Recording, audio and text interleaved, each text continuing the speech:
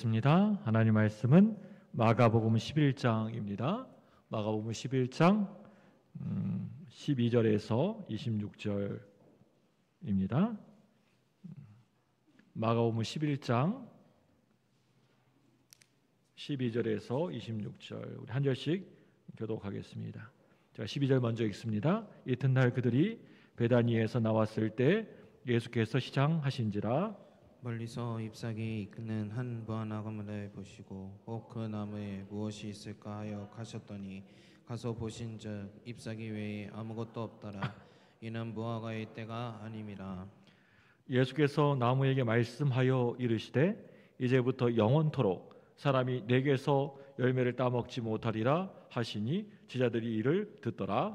그들이 예루살렘에 들어가니라. 예수께서 성전에 들어가사 성전 안에서 매매하는 자들을 내쫓으시며 돈 바꾸는 자들의 상과 비둘기 파는 자들의 의자를 둘러 엎으시며 아무나 물건을 가지고 성전 안으로 지나다님을 허락하지 아니하시고 이에 가르쳐 이르시되 기록된 바 내 집은 만민이 기도하는 집이라 칭함을 받으리라고 하지 아니하였느냐. 너희는 강도의 소굴을 만들었도다 하시매 대제사장들과 서기관들이 듣고 예수를 어떻게 죽일까 하고 꾀하니 이는 무리가 다 그의 교훈을 놀랍게 여김으로 그를 두려워함일러라. 그리고 날이 저물매 그들이 성 밖으로 나가더라.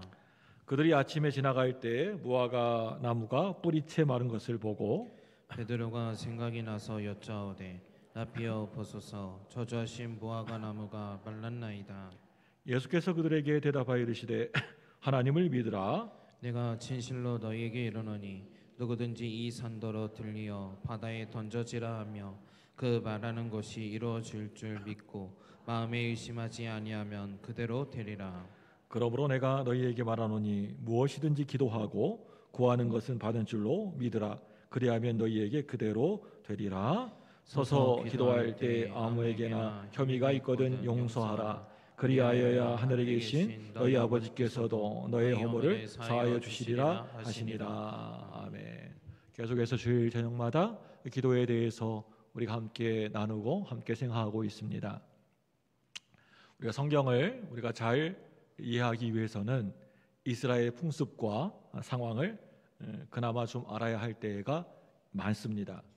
오늘 말씀 보실 때 특히나 그렇습니다. 예수님이 하신 행동을 우리가 이해하기가 참 어려운 내용이기 때문입니다. 오늘 말씀 보시면 예수님이 너무나 그날따라 시장하셨나 봐요. 너무나 배가 고프셔가지고 길가에 있는 무화과 나무 열매를 찾았지만 가서 보니까 열매가 열리지가 않았던 겁니다. 멀리서 이 무화과 나무까지 맛있는 열매를 기대하시면서 일부러 오셨는데 실망감에 영원히 열매 맺지 못할 것이라고 크게 화를 내시는 장면 나옵니다. 우리 마가복음 11장 13절 말씀 볼까요? 우리 13절입니다. 시작. 멀리서 잎사귀 있는 한 무화과 나무를 보시고 혹 그 나무에 무엇이 있을까 하여 가셨더니 가서 보신즉 잎사귀 외에 아무것도 없더라. 이는 무화과의 때가 아님이라. 네, 끝머리에 우리 13장 끝머리에 뭐라고 되어 있습니까? 이 말씀 여러분 마지막 부분을 보시면 뭐라고 되어 있습니까? 무화과의 때가 아님이라. 이 부분을 여러분 좀 집중해서 보시기 바랍니다. 무화과의 때가 아닙니다. 여러분 이 말씀을 보시면 아직 열매 맺을 때가 아닌데 예수님이 그 무화과 나무에게 열매가 없다라고 하시면서 이렇게 화내신 겁니다.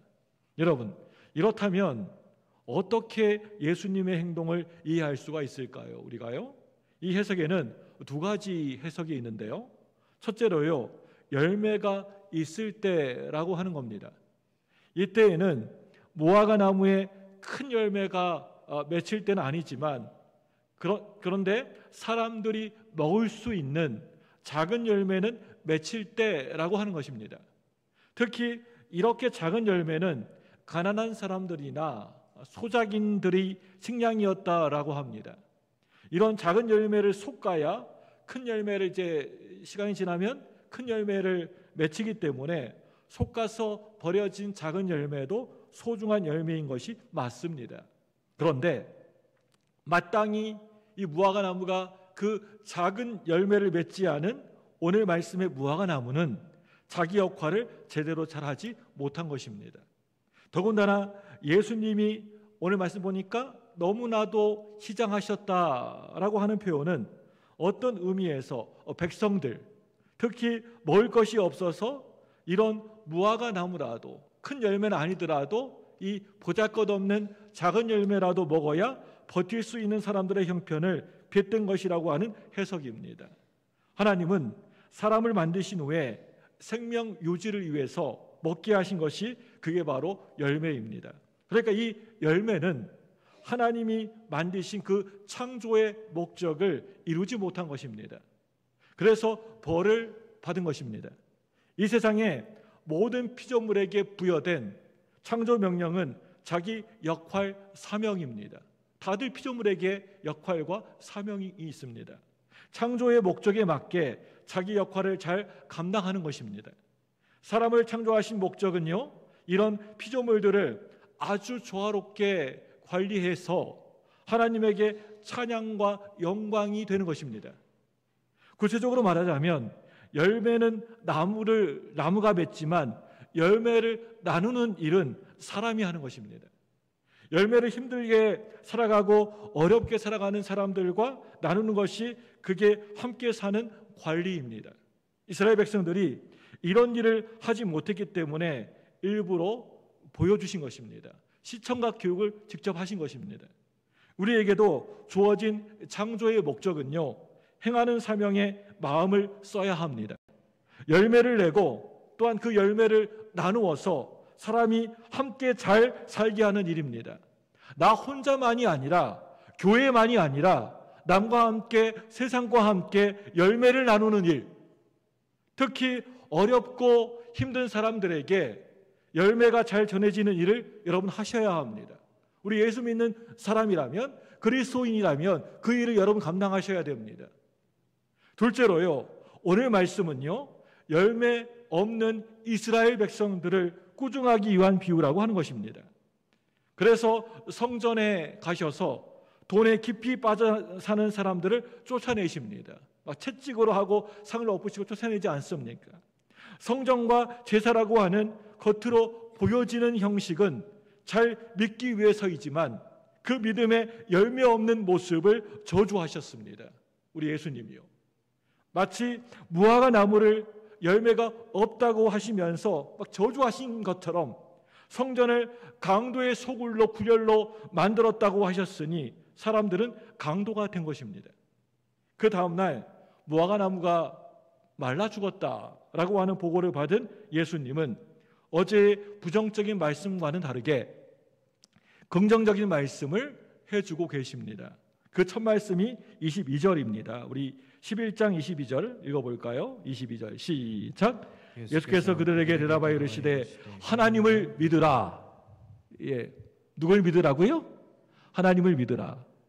대뜸 뜬금없이 갑자기 무화과 나무 말라 죽고 나서 대뜸 하시는 말씀이, 첫 말씀이 하나님을 믿으라라고 하십니다. 그러니까 열매 없는 믿음의 이유가 하나님을 너희들 믿고 있다고는 그렇게 말하지만, 그렇게 이야기하고 다니지만 사실은 하나님을 너희들 온전히 믿지 않았어. 너희들 하나님 잘 믿지 못했어 라고 하는 그런 뜻입니다. 부정적인 열매입니다. 반대로 하나님을 온전히 믿을 때 나타나는 긍정적인 열매로 기도의 열매를 우리 주님께서 말씀하십니다. 기도 열매가 없는 이유 두 가지를 구체적으로 알려주시죠. 보시면요, 첫째로요, 의심하는 기도가 열매가 없다라고 하십니다. 뭐가 열매가 없다고요? 의심하는 기도가 열매가 없다. 우리 마가복음 11장 23절 24절입니다. 우리 한번 읽어보겠습니다. 시작. 내가 진실로 너희에게 이르노니 누구든지 이 산더러 들리어 바다에 던져지라 하며 그 말하는 것이 이루어질 줄 믿고 마음에 의심하지 아니하면 그대로 되리라. 그러므로 내가 너희에게 말하노니 무엇이든지 기도하고 구하는 것은 받은 줄로 믿으라. 그리하면 너희에게 그대로 되리라. 아멘. 기도의 의심이라고 하셨지만 그 예수님에 대한 의심, 정말 예수님이 하나님의 아들이신가? 정말 구세주이신가? 그 믿음의 의심을 뜻하기도 합니다. 이 말은요, 믿음은 결국에는 구세주, 우리의 구주 예수님을 주님으로 믿는 믿음의 결과이고 열매입니다.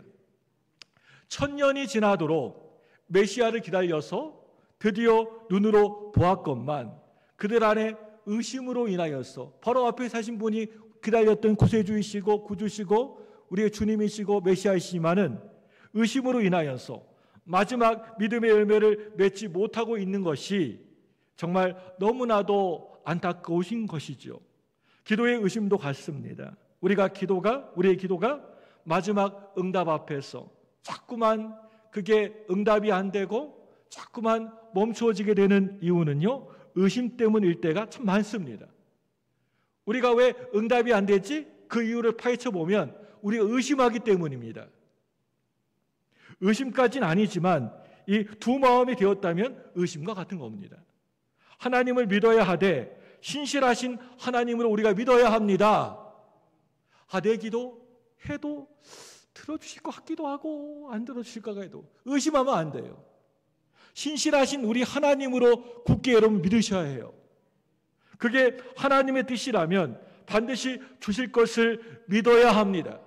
아까 전에 우리 희락조가 구하면 주실 것이요 했던 것처럼 내가 구하면 주시고 찾으면 찾게 되고 문을 두드리면 열릴 것이다 라는 믿음으로 여러분 기도할 때 응답받게 될 줄로 믿습니다. 주실 거라 믿으셔야 돼요. 그래서 우리 기도는 사실 의심을 버리게 해달라고 하는 기도를 드리는 것이 그게 우선입니다. 기도해도 자꾸만 의심해요. 정말 될까? 이루어 주실까? 정말 될 수 있을까? 우리가 기도를 시작할 때 우리 마음에 진심을, 전심을 하나님께 드릴 수 있도록 성령님의 인도하심을 여러분 구하시기 바랍니다. 둘째로요, 죄를 품은 기도가 열매가 없다라고 하십니다.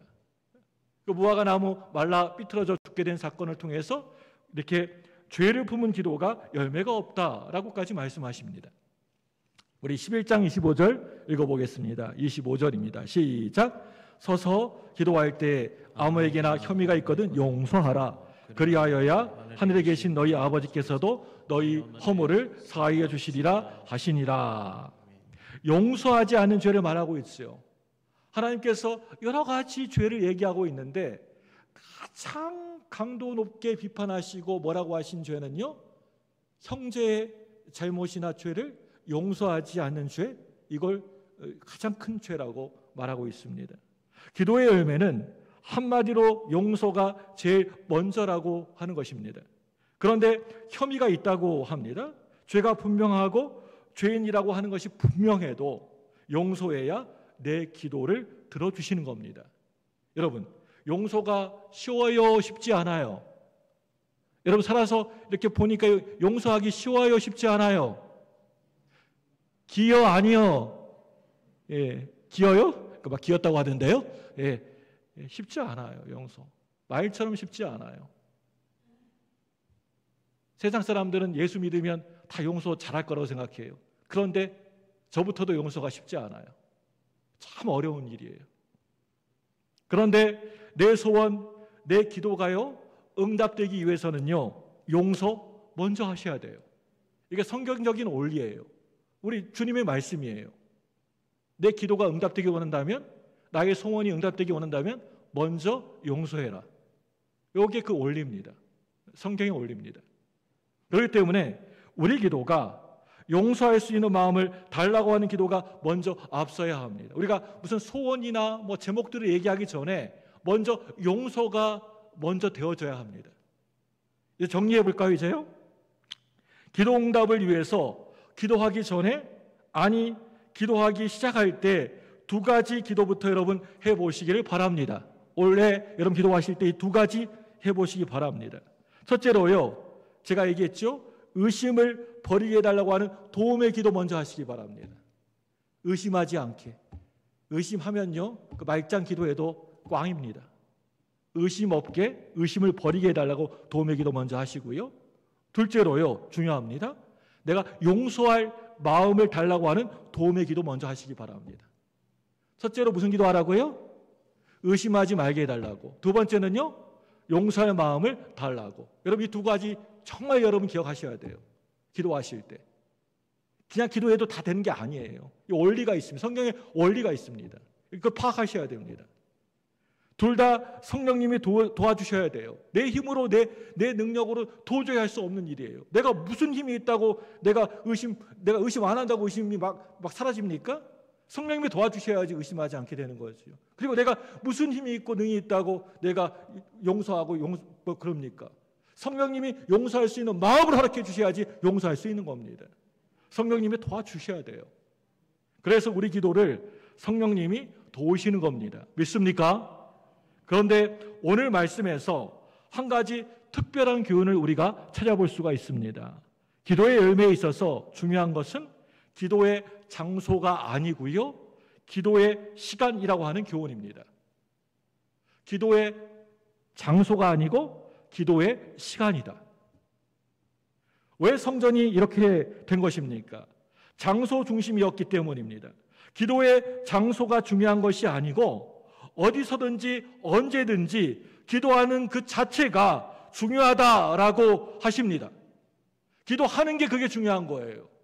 내가 어느 곳에 교회에서 기도하든 집에서 기도하든 길에서 기도하든 뭐 어디에서 그 기도하는 그 장소가 중요한 게 아니라 내가 하는 기도의 그 시간이 중요한 것입니다.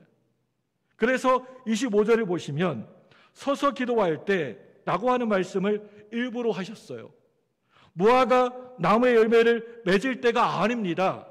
그런데 때가 아닐지라도 기도하면 열매가 맺힌다 라고 하는 것입니다. 한마디로 때가 아닐지라도 너희들 기도해라. 기도하면 그대로 된다 라고 하는 말씀입니다. 기도할 장소도 아니고요, 기도할 때가 아니더라도 믿고 기도하면 됩니다.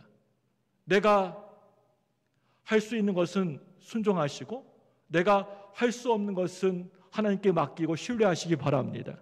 믿고 신뢰하시고 기도하시면 됩니다.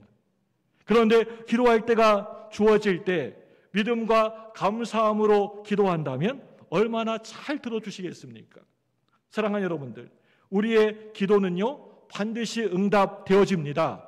열매가 맺혀집니다. 여기 믿으시죠? 여러분 기도하실 때 응답되고 열매 맺는 거 믿으시죠? 그럼 여러분 기도 응답되시는 겁니다. 신앙의 열매를 원하신다면 여러분 기도해 보시기 바랍니다. 이 기도하지 않는 사람은요 신앙의 성숙이 절대 일어나지 않습니다. 항상 그 수준입니다. 10년, 20년, 30년 돌아가실 때까지 그 수준이에요. 여러분이 신앙이 좀 약간 업그레이드되고 성숙해지기 원한다면 기도하셔야 됩니다. 아직도 맨날 달라달라 하고 그런 어린애 같은 신앙의 순전이 있어요. 기도하지 않으신 분들이 그럼 보면요, 여러분 기도하셔야지 신앙의 수준이 높아지십니다. 자라나십니다. 성장하십니다. 특별히 기도 열매가 맺혀질 수 없는 기도의 열매를 맺힐 수밖에 없는 기도 여러분 하시기 바랍니다. 의심 없는 기도, 용서가 먼저인 기도입니다. 오늘 말씀의 핵심이죠. 그런 의미에서 우리 교회에서 하는 기도에 있습니다.